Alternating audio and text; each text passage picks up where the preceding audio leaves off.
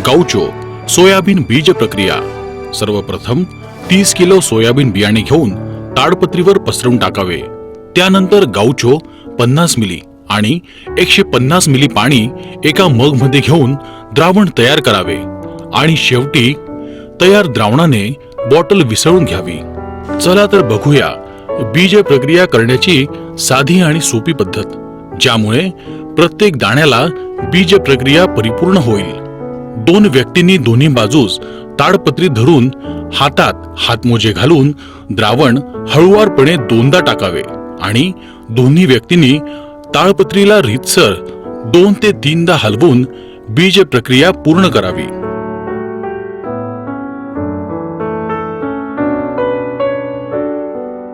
प्रक्रिया झालेले बियाणे 5 ते 10 मिनिटे सावलीमध्ये सुकवावे आणि नंतर गोणीमध्ये भरून ठेवावे।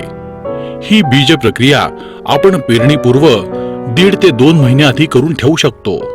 शेतकरी बंधूंनो, उत्पन्न वाढीचा मूलमंत्र म्हणजे आपल्या सोयाबीनला गौचो बीज प्रक्रिया, याला पर्याय नाही।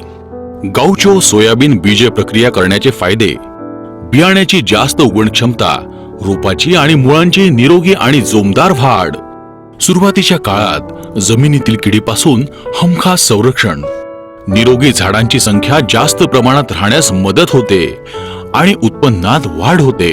बायरचा क्रांतिकारी आविष्कार गौचो गौचो गौचो।